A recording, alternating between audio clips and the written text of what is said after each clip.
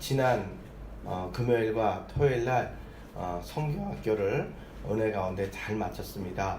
함께 기도해 주시고 또 함께 헌신해 주시고 수고해 주신 남성교회와 여성교회 여러분들에게 감사의 말씀을 전해 올려드립니다.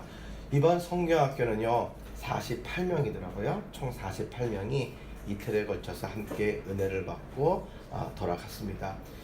피드백에 전화가 오기로는 아이들이 집에 가서도 계속 찬양과 율동을 따라해서 부모님들은 생각하기를 이번 성경학교 때 애들이 참 행복하고 또 은혜를 많이 받았구나 라고 생각을 했다고 합니다. 부모들은 어느 때 가장 많이 마음이 열릴까요? 그건 자녀들이 흥얼거리면서 은혜 받고 변화되고 행복해하는 모습을 바라볼 때 가장 보람을 느끼게 됩니다. 이번 하나님께서 주신 큰 은혜로 여러분들 또한 하나님의 자녀이니 우리가 찬양할 때 하나님이 큰 은혜와 영광을 우리에게 허락해 주실 줄로 믿습니다. 하나님이 기뻐하시는 귀한 일을 감당했습니다. 이번에 성경학교를 할 때에 목사님들만 3분이 오셨습니다. 저까지 4명이죠. 그래서 많은 이들이 함께 연합해서 그렇게 우리가 은혜 받는데 일심으로 함께 했습니다. 모두가 다 그런 목소리를 합니다. 어떻게 이렇게 많은 인원을 여기서 감당할 수가 있느냐. 참 불가능한 일인데 대단하다. 하나님이 하신 줄로 믿습니다. 솔직히 2016년부터 위례신도시에서 1차, 2차, 3차에 이르는 성경학교를 하게 되었는데 정말 매해마다 하나님께서 더 많이 아이들을 불어나게 하셔서 차고 넘치게 하셨어요. 작년에 제가 한 40명 초반대까지 가는 아이들을 이렇게 성경학교를 마치면서 내년에는 여기서 못하겠다, 도저히 안 된다 생각했는데 하나님이 하시니까 되더라는 사실이죠. 공간도 되고 여러 가지가 됐습니다. 문제는 많았어요.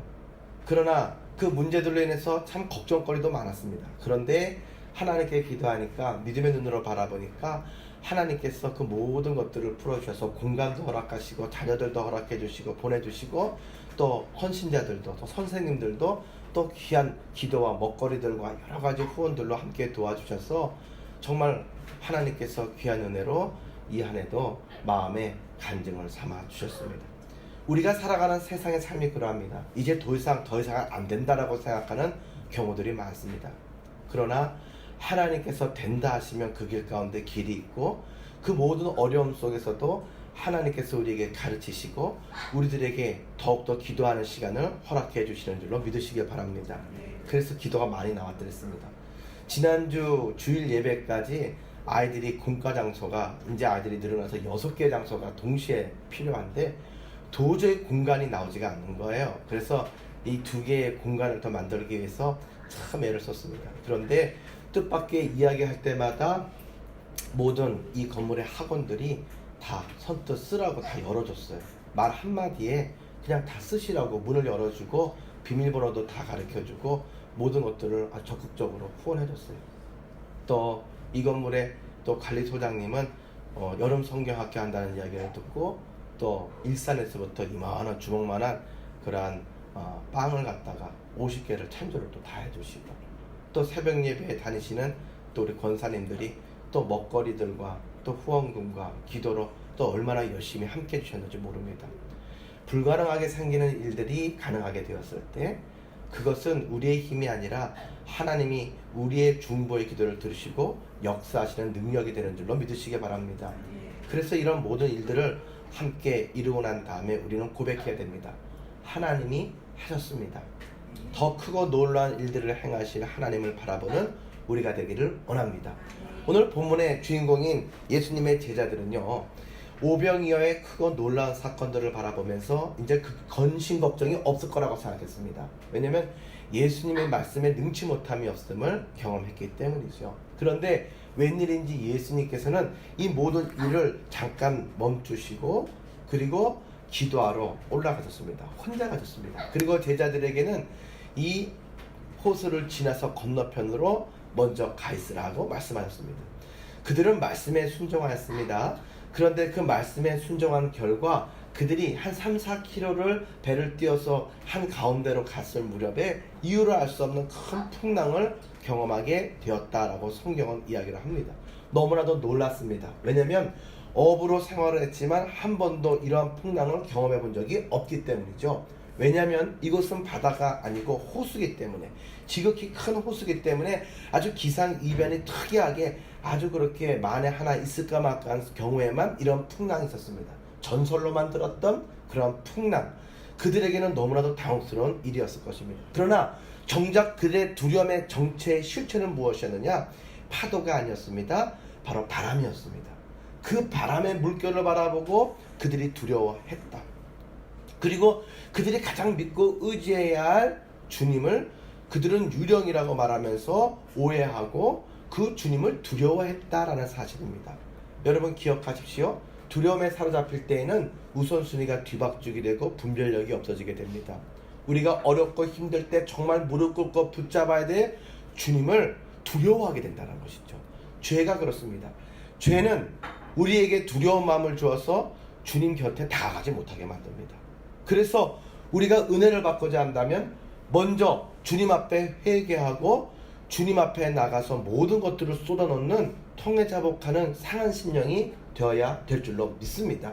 우리를 도우실 수 있는 분을 우리는 피해 다녀서는 안 된다는 사실이죠. 그러므로 우리가 주님을 간절히 사모할 때 성령께서는 우리 안에 무엇보다도 먼저 회개의 영으로 우리에게 상한 심령을 회복시켜 주시는 줄로 믿습니다. 그 예수님의 제자들이 믿음이 없을 때에는 그렇게 주님을 바라보고 유령이라고 말하면서 그 실상이 없는 허상을 바라보면서 두려워하게 되었을 때에 주님은 그들에게 말씀하셨습니다. 내니 두려워하지 말라. 오늘도 두려워하고 힘들어하는 무거운 짐진 우리의 인생을 향해 주님은 다가오십니다. 우리가 그토록 두려워하는 세상의 문제 위를 걸어서 그 물결 위를 걸어서 우리에게 다가오시며 우리에게 말씀하십니다. 주님을 분별하고 알아보지 못하고 두려워하고 그렇게 숨어드는 우리들을 바라보며 말씀하십니다. 내니 두려워하지 말라. 우리는요, 분별할 수는 없어도 하나님의 음성을 들을 때 마음의 평안은 얻을 수가 있습니다. 하나님의 음성 가운데 평안이 있기 때문인 줄로 믿습니다. 그래서 그 음성을 들을 때 우리는 잊어버렸던 기도의 제목을 떠올리게 됩니다. 무엇입니까? 베드로와 같이 주여 만일 주님이시거든 명하시사 우리의 두려움의 실체인 이 물결 위를 걸어오게 하여 주시옵소서.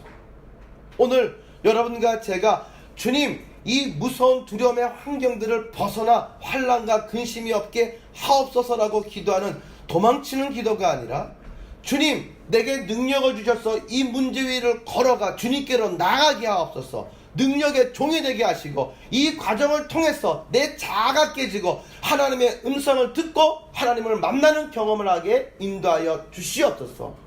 도전적으로 기도하고 주님 안으로 주님의 품으로 달려가는 여러분과 제가 되기를 주님의 이름으로 축원합니다. 세상 사람들은 우리가 신앙생활을 할 때에 우리를 갖다가 가만히 놔두지 않습니다. 심지어는 같이 신앙생활하는 사람들이 우리를 핍박할 때 있고 조롱할 때가 있고 때로는 조용히 하라고 이야기할 때가 있습니다.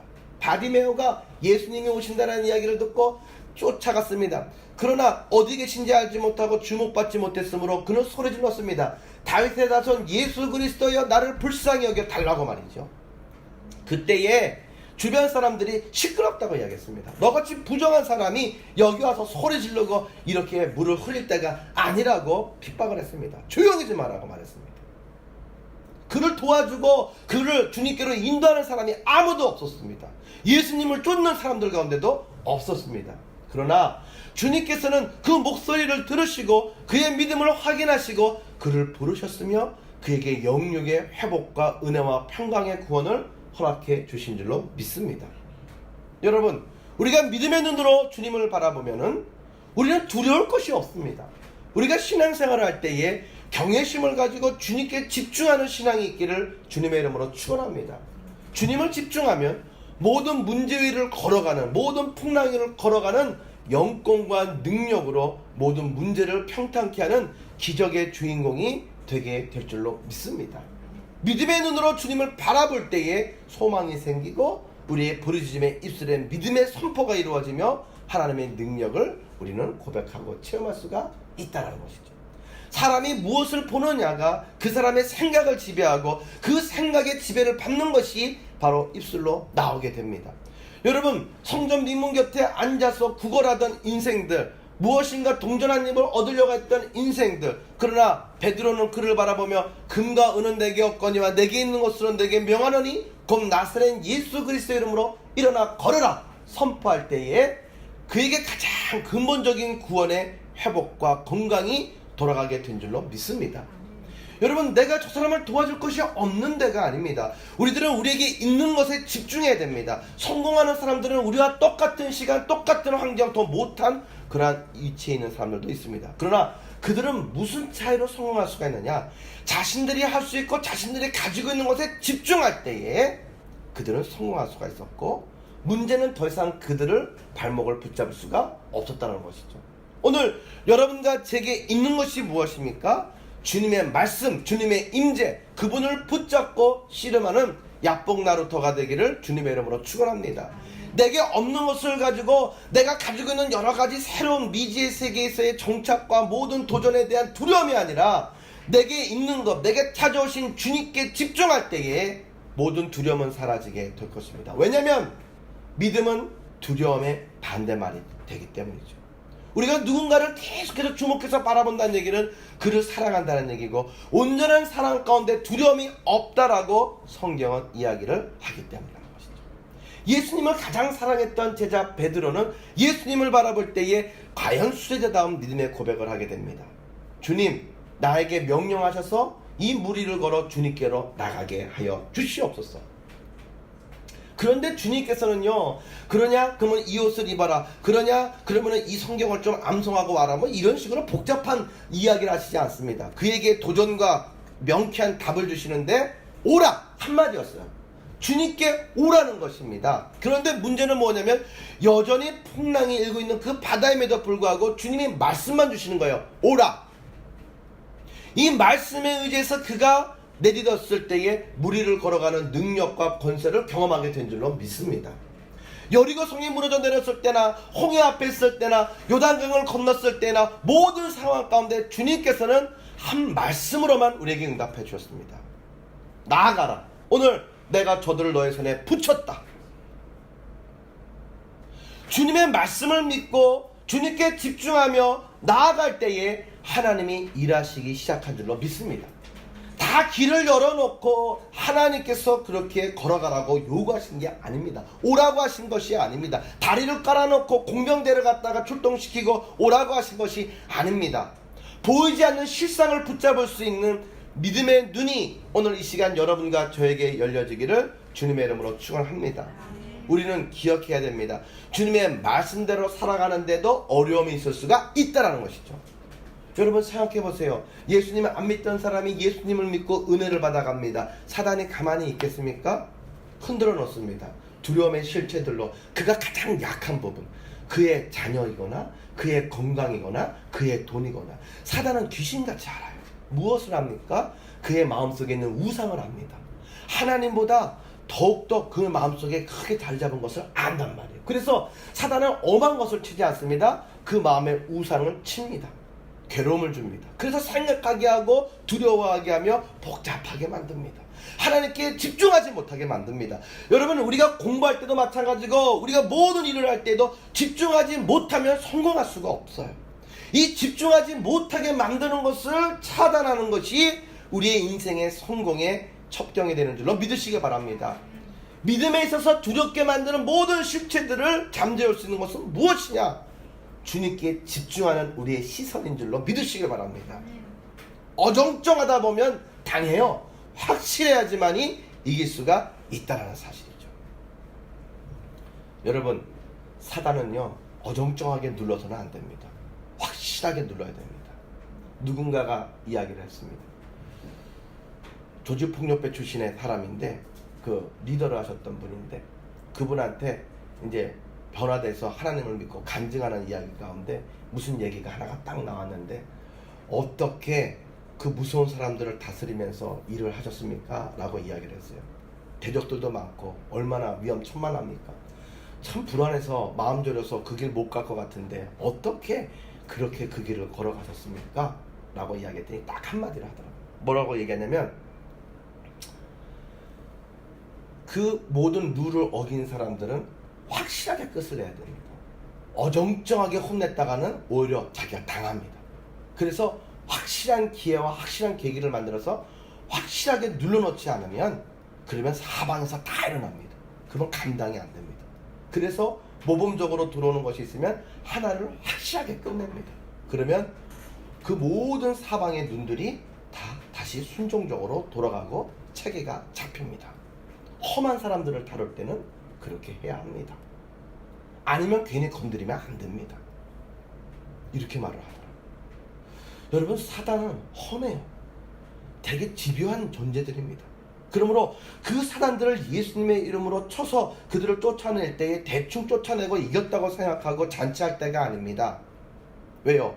그들은 울부짖는 사자와 같이 주위를 맴돌며 군대 귀신을 데리고 들어와서 호시탐탐 기회를 노리고 있기 때문입니다. 완전히 떠나간 것이 아니기 때문이죠. 그러므로 우리는요, 주의 말씀으로 싸우는 이 영적인 전쟁에서 최고의 승리를 얻을 때까지 우리는 끝까지 주님을 의지하며 우리는 말씀의 검을 뽑아들어야 되는 줄로 믿으시기 바랍니다. 구약의 성경에 바라보면 하나님께서 그 모든 원수와 대적들을 칠 때 전멸해버려라, 진멸해버려라, 남겨두지 말아라, 악의 축은 하나도 남겨두지 말아라, 그렇게 이야기를 하십니다. 여러분, 악한 것들은 누룩과도 같아서 금세 번지며 전체에 영향을 준다라는 사실입니다. 하나님의 영광을 가지고 믿음으로 그 자리에 나가는데 내게 방해되는 것들이 있다고 한다면 나사렛 예수 그리스도의 이름으로 모든 것들을 잘라내는 결단과 집중력이 우리에게 있기를 주님의 이름으로 축원합니다. 그런 죽으면 죽으리라는 결단으로 나가지 않으면 우리는 결단코 믿음의 눈으로 하나님의 뜻을 바라볼 수가 없다라는 사실입니다. 그런데 우리를 두렵게 하는 것들의 실체를 바라보면 실제적으로 바람이라고 하는 허상이었다, 실체가 없는 것이었다라는 것입니다. 사단이 할 수 있는 것은 우리들에게 어떻게 해코지 하지 못합니다. 우리에게 두려움만 주는 종이 호랑이와 같을 뿐이라는 사실입니다. 왜? 주님의 핏값으로 사신 하나님의 백성을 함부로 건드릴 수가 없기 때문이죠. 우리가 욥기를 바라보게 되면 욥이 신앙생활을 너무 잘하지 않습니까? 믿음의 눈으로. 그러니까 하나님에게 사단이 말합니다. 모든 것들이 화려하고 좋고 부족함이 없으니까 그렇게 하지요. 그래서 그렇게 하나님의 자녀였던 욥을 시험하려고 듭니다. 그때 여러분, 사단이 함부로 먼저 들어가서 시험하지 않습니다. 하나님께 말씀을 드리고 허락을 받고 그리고 그 범위 안에서만 갑니다. 하나님이 그의 목숨과 그의 것들은 중요한 건 건드리지 말고 해라. 내 자녀는 절대로 그럴 리가 없다. 사랑하는 여러분, 사단은요, 우리를 흔들게는 할 수 있어도 우리를 넘어지게 할 수는 없습니다. 왜냐하면 천군 천사가 우리를 둘러 보호하고 진치기 때문인 줄로 믿으시기 바랍니다. 사람이 살아갈 때 눈으로 보는 게 다가 아니더라는 거죠. 우리가 회사에서 어떤 일을 하더라도 모든 것들을 계획 완벽하게 했는데 변수가 생겨가지고 안 되는 때가 있고, 안 되는 건데 갑작스럽게 이게 갑작스럽게 나의 등 뒤에서 나를 누가 돕고 바람에 떠밀리는 것처럼 그렇게 일이 안 될 건데 그냥 쉽게 돼버리는 것들도 있다라는 사실이죠. 각본 없는 드라마라고 인생을 가리켜 이야기하지 않습니까? 여러분, 눈에 보이는 게 전부가 아니라는 거예요. 눈에 보이지 않는 하나님의 능력과 도우심의 성령의 바람이 오늘 여러분을 도우시기를 주님의 이름으로 간절히 축원합니다. 오늘 출애굽의 그러한 모든 여정을 바라보게 되면은 그런 성경 말씀의 출애굽을 바라보세요. 출애굽을 할 때 하나님의 말씀을 따라서 그 여정과 그 모든 길까지도 노정까지도 구체적으로 명령하시는 하나님을 우리는 바라보게 됩니다. 그래서 따라온 죄밖에 없습니다. 그런데요, 여러분, 출애굽기 17장 1절의 말씀을 바라보게 되면 하나님의 명령대로 떠나서 그 노정대로 행하여 르비딤의 장막을 쳤는데 백성들이 마실 물이 없었다, 문제가 있었다라는 것입니다. 그래서 원성이 자자했습니다. 왜 물이 없을까요? 하나님의 말씀에 순종하며 왔는데 왜 이런 문제가 생겼을까요? 하나님께서 시험하시기 위함입니다. 너희들에게 이러한 상황 속에서도 주님만 바라보는 믿음이 있느냐? 주님은 그들의 고백을 듣기를 원하셨다. 문제를 내신 분은 답도 가지고 계십니다. 우리에게 믿음의 답을 듣고 난다면 바로 하나님이 모든 것들을 풀어주신다. 문제의 열쇠를 갖고 계시는 주님 앞에 우리가 그분을 기쁘시게 하는 믿음의 고백의 주인공이 되기를 주님의 이름으로 축원합니다. 하나님께서는 아브라함에게 큰 민족이 되게 하겠다, 그 조상이 되게 하겠다, 복을 주겠다 말씀하셨습니다. 그런데 여러분, 거기에 말씀에 창세기 22장 17절 18절의 말씀, 그 다음에 그 18절의 말씀에 바라보게 되니까 그 축복을 받는 이유를 분명히 말씀하시는데, 그것은 내가 나의 말을 지켜 행했기 때문에 이 축복을 받게 되는 것이다 말씀하셨어요. 약속은 하셨지만 약속이 더뎠습니다. 두려움과 조바심이 날만도 했습니다. 왜냐하면 인간적으로 바라볼 때 너무 불가능한 상황에 들어갔기 때문이죠. 그러나 그 상황 속에서도 믿음으로 순종할 때에 그 테스트를 통과하고 난 이후에 하나님께서는 그에게 하늘의 문을 열고 축복하셨다라고 성경은 이야기를 합니다. 오늘 하나님이 우리의 믿음을 달아보시는 시험의 풍랑 속에서 우리가 정말 믿음으로 하나님을 기쁘시게 하는 주인공 되기를 주님의 이름으로 축원합니다. 내 생각과 두려움으로 하나님의 근심이 되는 죄를 쏟아놓는 주인공들이 아니라 우리가 하나님의 기쁨이 되는 믿음으로 하나님의 칭찬을 받는 주인공이 되기를 원합니다. 여러분, 죄 때문에 그렇게 우리가 힘들어하는 경우들이 참 많습니다. 그런데 이 죄는 보통 바라보면 어떻게 들어오게 될까요? 보는 것, 듣는 것 때문입니다. 그것이 내 마음을 흔들어 놓고 하나님의 뜻에서 탈선하게 만들 때 그것이 죄가 됩니다. 나를 너무 사랑하게 만들고 내 안에 우상, 내 안에 우선순위에 집착하게 만들 때 죄가 되어서 하나님을 바라보고도 깨닫지 못하고 순종하지 못하고 보아도 깨닫지 못하는 어리석은 인생이 되게 한다는 것이죠. 이스라엘 백성들이 출애굽할 때 10가지의 재앙을 경험했습니다. 이스라엘 백성들이 눈앞에 구름기둥과 불기둥에 주님의 인재를 바라봤습니다. 그들에게 그렇게 오병이어의 축복과 또 그들에게 많은 그런 메추라기와 만나를 먹이시는 기적을 분분초초 경험하고 있었습니다. 그런데 그들은 돌아서기만 하면 원망하고 돌아서기만 하면 의심하고 불신하며 하나님이 하실 수 있을까라는 질문 가운데 그들은 함께 했습니다. 여러분, 주님의 능력 가운데 능치 못함이 없음을 믿으시기를 바랍니다. 주님이 할 수 있을까? 하실 수 있을까? 라고 하는 생각, 너무 늦지 않았나 하는 생각, 그 생각은 사단이 우리를 흔들어 놓는 소리입니다. 그 소리에 우리의 마음을 내어두지 않기를 간절히 소원합니다. 그러려면 어떻게 되느냐? 안심하라, 내니 두려워하지 말라고 하시는 주님의 음성에 우리는 온전히 서야 될 줄로 믿습니다. 주님께서 두려워했던 모세, 주님이 부르셨을 때 그 모세는 참 두려워했죠. 그 앞에서 주님께서는 나는 스스로 있는 자니라 말씀하시며 두려워하지 말 것을 말씀하셨는데, 그 사건과 동일한 단어와 뜻으로 지금 베드로에게 주님은 말씀하고 계셨다는 것이죠. 하나님의 음성을 들은 자들은 두려워하지 않고 하나님의 음성을 들은 자들은 믿음을 고백하며 선포하게 되더라는 것입니다. 오늘 여러분의 신앙의 삶 속에 하나님의 음성을 듣고 계십니까? 두려워할 때 주님은 우리에게 말씀하십니다. 그 말씀을 가슴에 새기고 믿음으로 나아가는 여러분과 제가 되기를 간절히 원합니다. 그 말씀을 붙잡고 끝까지 나가십시오. 그 말씀을 붙잡고 나가다가 딴 생각하지 마십시오. 바로 이 풍랑의 중간에 빠져들었던 그러한 베드로와 같은 입장이 될 수밖에 없기 때문이다라는 것입니다. 주님의 말씀을 붙잡고 나가는 자들에게는 그분의 말씀이 무에서 유를 창조하는 놀라운 역사의 능력이 됨을 바라보게 될 줄로 믿습니다.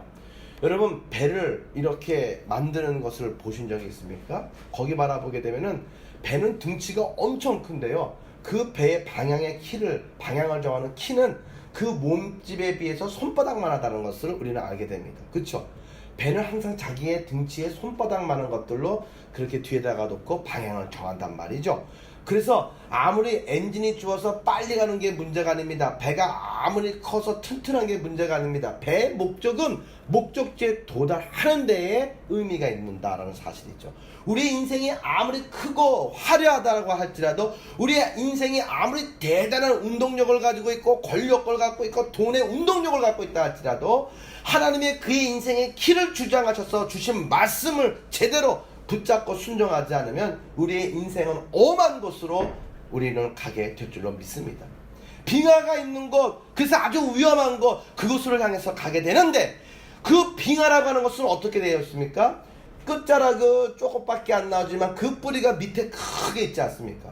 우리의 인생이 눈에 보이는 것만을 집착하게 될 때는 정말 두려워할 것을 두려워하지 않고 정말 우리가 모든 것들에 대한 우선순위가 뒤범벅이 되어서 자신감과 교만으로 나가다가 침몰할 수밖에 없다라는 사실을 기억해야만 합니다. 오늘 여러분과 제가 정말 믿음을 가지고 하나님의 뜻하심에 순종하는 모두가 되기를 간절히 원합니다. 우리의 인생을 주장하는 것은 주의 말씀이다 라는 사실이죠. 이 말씀이 오늘 여러분의 삶을 주장하시는 능력으로 그 말씀으로 여러분의 모든 막힌담을 뛰어넘고 풍랑길을 걸어가는 그런 놀라운 승리의 승정보가 함께 하시기를 주님의 이름으로 기도해주시옵니다. 우리 함께 기도드리겠습니다. 사랑과 능력의 하나님, 이 시간 저희의 연약함과 무지함을 고백합니다. 지치고 상한 저희를 붙잡아 주시옵소서. 르비딤에서 불평과 원망